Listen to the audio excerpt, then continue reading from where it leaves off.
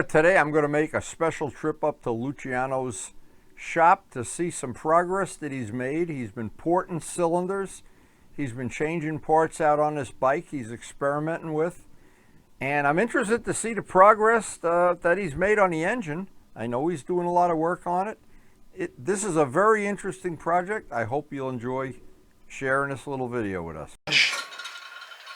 Okay, show me what has to, you got to machine a part for the flange?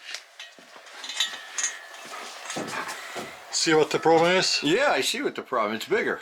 Could be the D400, the studs. The studs, so you need me to measure on mine, how far apart? Center to center. Okay, give me a ruler so I could measure this now, then I'll know and I'll call you up when I get just home. measure yours and then you let me know by me. So this is useful information. This is my 400 with the pipes Luchano is trying to adapt to the 350, but I gave him those pipes, but it looks like the flanges are not interchangeable. Looks like he did a nice porting job on that. Oh, I sure do. Without my glasses I can't see shit. Is it center to center? This is a better way to do it. Go from this edge to this edge. Go to the edge. Don't try to go to the middle. You know, go. Boy, you're a better. You gotta stop drinking wine in the morning. I got no glasses, I can't see. I'm like a Mr. Magoo. Oh my God, come on, back. Okay, that's back a little bit more. Okay, that's the dimension. Let me see the number. Yeah, my ear, I'm measuring from outside. But it goes surface to surface. When you try to do the middle, you go crazy. Let me get the glasses. He's got to get his glasses. Oh my God. So here we are in the Empire of the Sun here.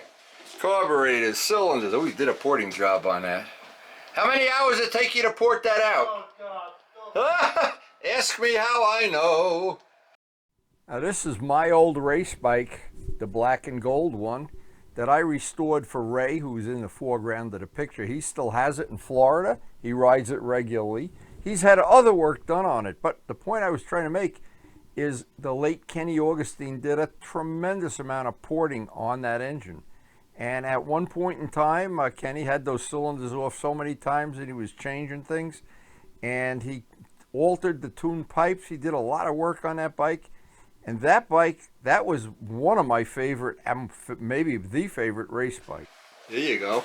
I got piles of women on the floor. Yeah, I know.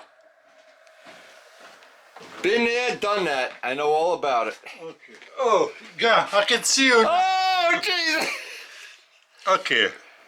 Now, go edge to edge like a machinist, from one edge to one edge.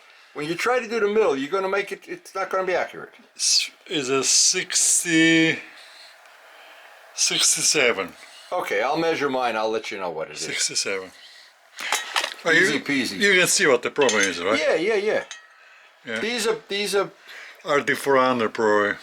Who the hell knows? You know, when you get stuff like we do, I don't even remember. These come from China. I don't know if it's a RD from China. Are you sure this is a Yamaha original factory part? No, this is a brand new. It's brand new. These are brand new. And you got the pistons to match? Yeah. See that? And the reed cages? Yeah, nice. Yeah, that's nice. You know your stuff, baby. Now, the late Kenny, of course, when he had the speed shop, he did a lot of work on this bike, but one of the things he never did to my bike, so I don't know how good it's going to be. He never put the big reed cages in from the RZs. And Luciano's got RZ reed cages now, and he's got the back of the barrels all machined out. And believe me, when you look at that work, it looks like it's real easy to do, and you could do it in 15 minutes.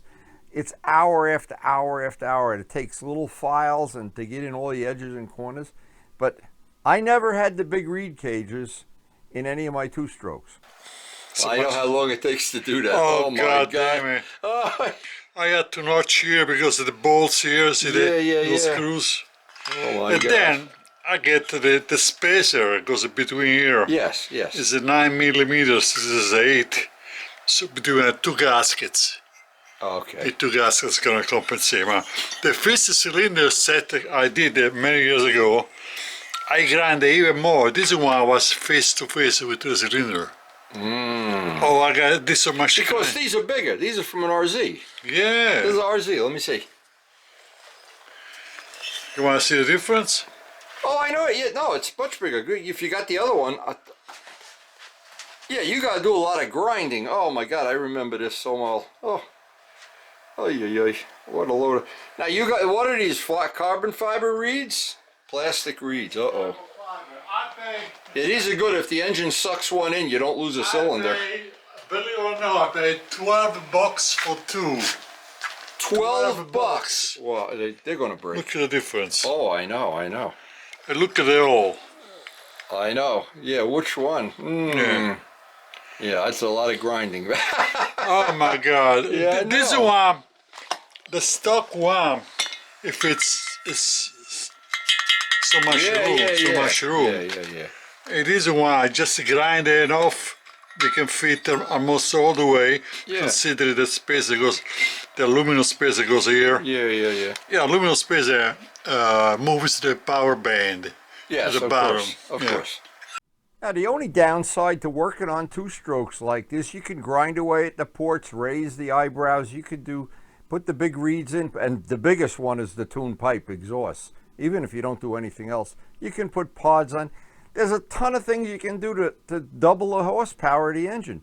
But the problem is, when you get to that point, the bike gets to be a lot less fun to ride, and the mileage, you really almost have to have a bigger tank. In fact, Luchano found this out on one of the ones he had. We had to put the gas tank from a GS 1100E, a 5-gallon tank on it. So you get more power down the bottom. The longer you make this, it's power down low. The smaller, it's up top. Now, this one, I got two sets of brand new cylinder. This one came with some kind of mod here. This originally, this is even, right? They lowered down 5 millimeters to improve the flow. I was surprised. I said, this thing looks like the one from the book. This is your hop-up book? Yeah. I show you all the stuff there. So the intake width is the same. The lower port is the same. All I did to enlarge the exhaust side. Yes. Enlarge the exhaust side. I didn't touch the rest. It's just as fine. And then I got a. Because remember, when they were developing this, they were developing dirt bikes, street bikes, everything across the board. They could afford to do all 8 ports, 6 ports, everything. Yeah. And this one has the RZ piston. I thought we put RZ pistons in my bike. I don't remember. We had to cut. We had to do the cut. So this one has a little tang. It originally has a little tang, and you're supposed to remove the tang, otherwise it gets stuck between when you open the port up and down. So I had to grind this part here. And I wish I could remember when we put the pistons in. Of course, I got them from you. They're Pro X brand. Yeah, Pro X. Yeah. Pro X brand. And, that's a nice job. This is just a picture of one of the RDs. I think this is one of the 400s that we did. I did the paint work on the tank. That's a GS 1100 gas tank, a 5.1 gallon tank, and you needed it. This bike really, when he had that engine, and he had the real expensive pipes that, I don't know what brand they were really expensive, and he had that engine ported and this and that and different carburetors and everything. And the problem is, and it's real great if you're just going to use it for a track bike or a race bike, and even better. But when you want a street bike, boy, and I don't know he's going to find the balance here, and I hope he does, because then if he does, he can do the exact same thing to my street bike. Copy all the specs and then they advertise on a motorcycle shop. But this magazine is where did you get this, from eBay? No, Jim Clark gave it to me. Oh, Jim Clark, yeah. Because I haven't seen that in a long time. So this is how to modify the frame. Cut all the tabs, you don't need it. It's going to be for vintage racing. And this is what I'm supposed to. Well, you're going to go bagel racing, not vintage racing. yeah. Now, I thought I'd throw a picture of this in. This is the picture of the day that I picked up my RD400 in South Jersey with Luciano. And of course, it's now the one with this Kenny Roberts paint job, the ladders. I did 4 of those Kenny Roberts paint jobs, and so far, and maybe not the last one either. But this bike, when I picked it up, I was tempted to really take the engine out and do the full job on it, so it would double the horsepower. And you know what? I never did, and now that it's old, I'm glad I didn't. Yeah, I know years ago they put all this stuff. The thing for the rear sets. Yeah. Exactly the play. I did this my first. This is what you got to look at the tip. Now this one, see the transfer cut here. Yes.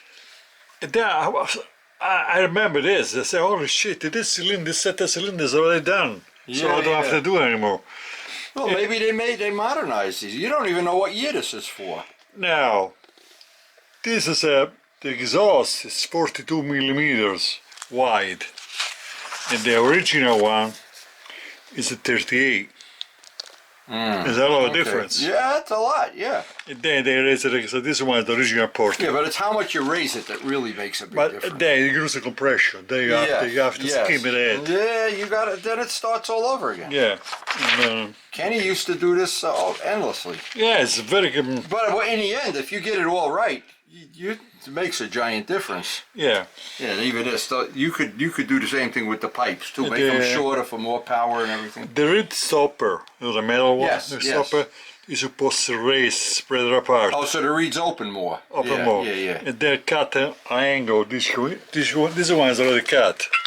So they already did a lot of these mods on these India. These are from India, these cylinders? It's from China. From China, okay. Yeah. Same. They did only one model on the transfer. Oh. And because Luchano raced 2-strokes, he actually had a really competitive TZ250 for many years. What I think is going to happen, he's going to get this bike to really make a lot of power at some point in time. And I'm very interested in seeing how these mods are going to work on his bike. This bike is actually becoming like a test bed, and I may do some of the stuff on mine in the future. And so this one, this every day. The cut here. Yeah. I don't need it because I got this one has it. So this is going to be a real hot rod bike when you get it done. You're going to ride faster. I'm going to have to beat you in the corners then. They're at a 120, 130 if you do the carburetors, 34 million. I'm going to keep it a stock carburetor. I'm not going to cut the piston this way. Well, don't make it so you can't ride the bike. Yeah. You're already going to have the fastest 2-stroke because nobody else has a 2-stroke. Yeah. Okay, this remember TD3? Yeah. The TR3? Yep. It's a piston ported, so... Yes, no reeds. Yeah. So, of course, one of the downsides of pushing an engine, doubling the power, making it a lot more powerful, is you can burn a hole in the piston very easily. And ask me how I know. I have a drawer full of these at home from the old Amar racing days. Now, but back in the day, it was a whole different thing. You had armies of people, and young guys might not know this yet. When we were racing, and this is another one of my Amar bikes, and I had a bunch of these. I had 7 altogether, but made from basically wrecked bikes and parts. There's no high budget here. But I did have Kenny Augustine do the motor work, and to watch him do a set of cylinders, and he was world-renowned as one of the best. Kevin Cameron even said that in his column when Kenny passed away. But anyway, looking back, and as I'm at Luciano's shop today, and I'm looking at the work he's doing, and here's Ray when he was up from Florida, and we went for a lot of 2-stroke rides, and we went for just the best of times with these 2-strokes. It's hard to explain to somebody who prefers 4-stroke bikes. I prefer to have them both. That's my secret weapon. But I wanted to keep my bike, and I put this stock, you can see I put the stock mufflers back on it in the end. It's historically registered. I didn't want to burn up pistons every couple of weekends. And to be honest, I'm still having a ton of fun with the bike, absolutely, totally stock, with the mufflers and the airbox and everything. So, and I have so much fun when Luciano and I take the two strokes out, or Scott when he's got his RZ, and the 2-strokes, or Mark Morgan when he had 2-strokes. It's just a separate world, and it's such a lot of fun. I wanted to share a few photos of the days that, hey, we did it many years of track days. Luchano had his TZ250. He had that thing running on a razor edge, and for all the years that we went out with he always drew a crowd. There was days he was the only two-stroke at the racetrack, and so for sure he was the fastest one. But it was always really funny to see some guys on 600 sport bikes, and you go flying around them in the corners, and they'd come into the pits and go, "What is that, a 750?" Anyway, the only problem with Luciano's bike, and again, this was a fuel hog beyond belief, and you had to use, he was set up to run $100 for a 5-gallon can of racing gas. Joe Adamusco joined us at Millville at the racetrack one day. He had a good time there. I know Joe was into dirt bikes at a while, and he's an excellent modeler. That knows a lot about two-stroke engines. I know that. If you're a modeler, you have to know. Anyway, that TZ250 was in a world by itself. I was so sorry when he sold that bike, and I bet if he had it now, we'd still be doing track days. I don't know, but this is going to be a great project right up till we get it on the road again. So I hope you did enjoy the video, and like some of us that are trying to keep these old two-strokes cooking and going down the road, maybe you'll enjoy the future and seeing how this project is going to play out in the end very soon, I hope. And guys, one and all, thanks so much for watching.